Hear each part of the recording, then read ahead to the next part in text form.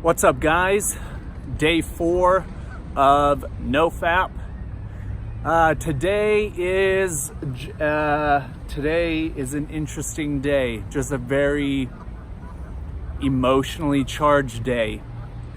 Last night, for me, before I kind of go into the story, for me, the Nofap is, it's like masturbating's not hard.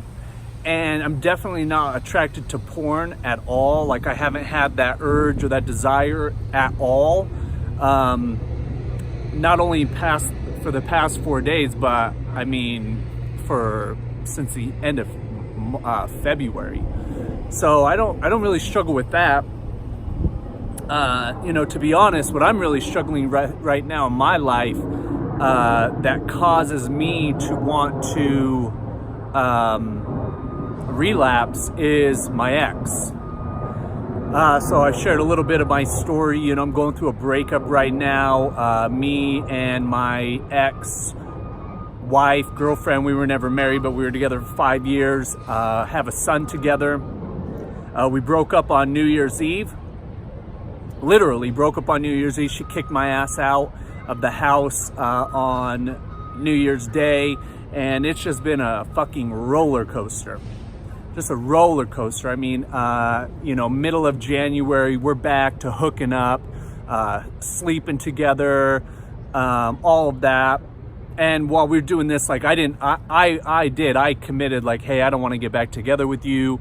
This was just a pattern that we always ran. And so, that's the hardest thing for me, is getting over her. Last night she texted me, wanting to hook up. Thank God it didn't happen.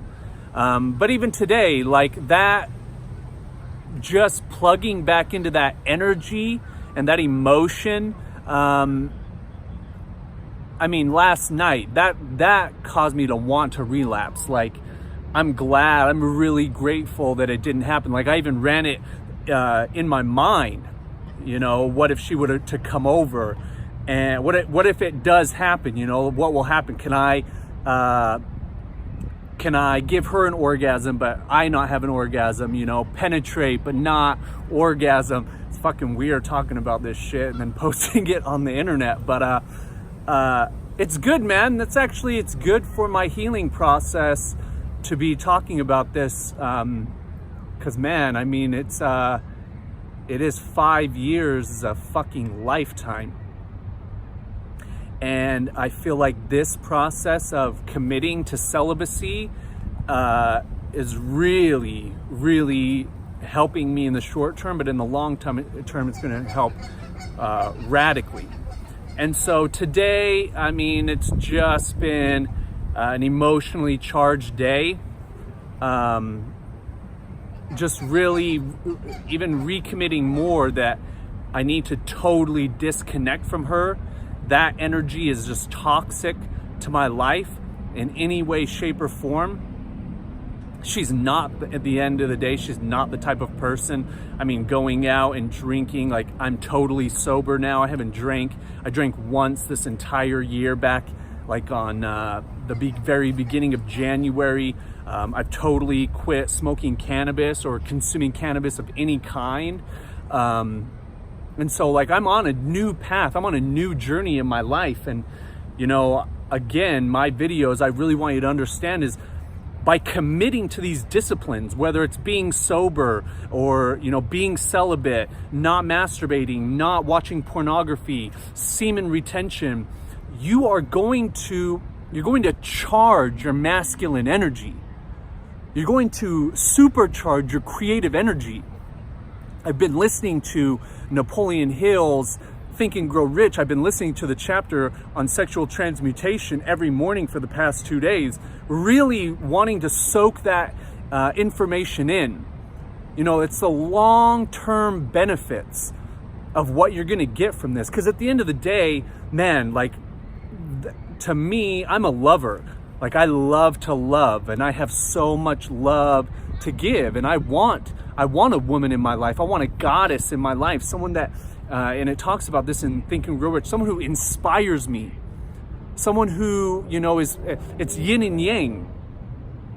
I believe that, men and women complement one another. I believe there's a lot of problems in Western culture and both men and women. I think men have lost their masculine energy, and I think women are running rampant on their feminine energy.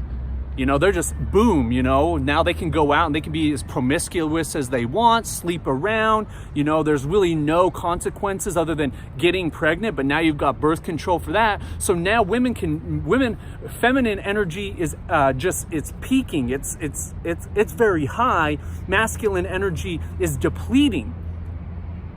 And one reason why it's depleting is pornography, it's masturbation, it's not being clear on, having a purposeful life, having a vision for the man that you want, that you're committed to becoming, that you're committed to becoming. Because that's one thing, I talked about this on yesterday's video, is like, I think about this a lot. Like, I was at the gym this morning and on my phone taking notes, like, what does my ideal woman look like? Like, what are her, not look like, but what are her qualities? Like, because that 5-year relationship taught me a lot about what I do not want in a relationship. What I don't want.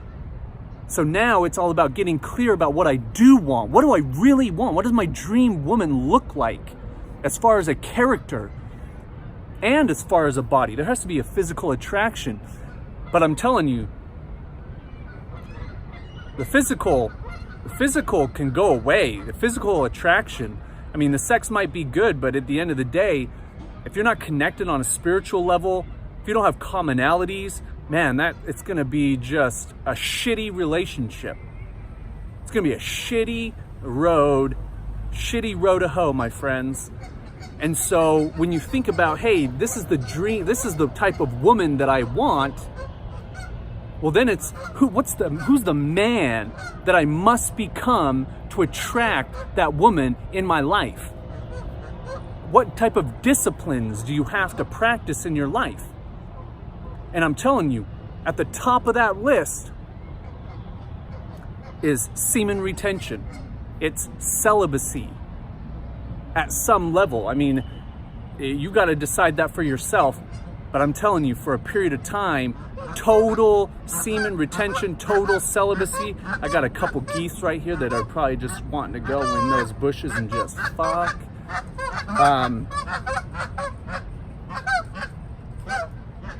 But yeah, today has been a day of clarity.